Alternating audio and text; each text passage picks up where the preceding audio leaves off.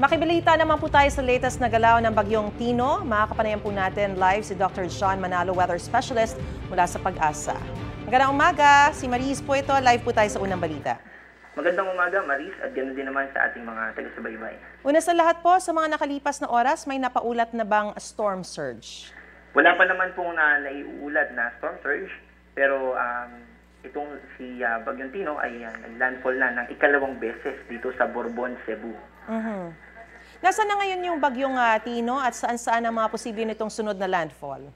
After po ng unang landfall niya sa Silago, Leyte, pangalawa ay kaninang 5:10 ng umaga sa Borbon, Cebu, nakikita natin na within the next few minutes or hours ay nakikita natin na yung next na landfall nito ay malaki yung chance sa Sagay City, Negros Occidental. Kailan posibleng lumabas po ng Philippine Area of Responsibility itong bagyong si Tino?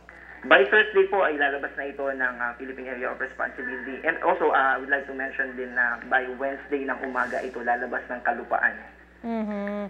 Ano po ang magiging epekto po ba nito at magiging lagay ng panahon dito sa Metro Manila? Dito po sa Metro Manila ay makakaranas pa rin tayo ng mga pagulan. Actually, meron tayong nakataas ngayon na heavy rainfall warning at nakaka-apekto ito. Ibig sabihin, may mga pagulan tayo na mararanasan throughout the day, lalo na dito sa Rizal.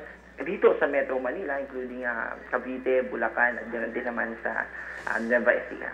Sa ngayon po ba may nakikita na tayong panibagong sama ng panahon na papasok dito sa ating Philippine Area of Responsibility?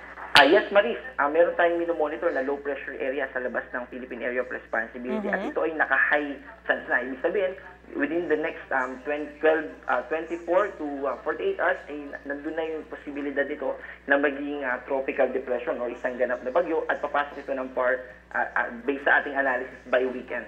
Alright. Maraming salamat sa impormasyon binigay niyo po sa amin. Dr. John Manalo, Weather Specialist mula sa Pag-asa. Magandang umaga po sa inyo. Salamat din po. Gusto mo bang mauna sa mga balita? Mag-subscribe na sa GMA Integrated News sa YouTube at tumutok sa unang balita.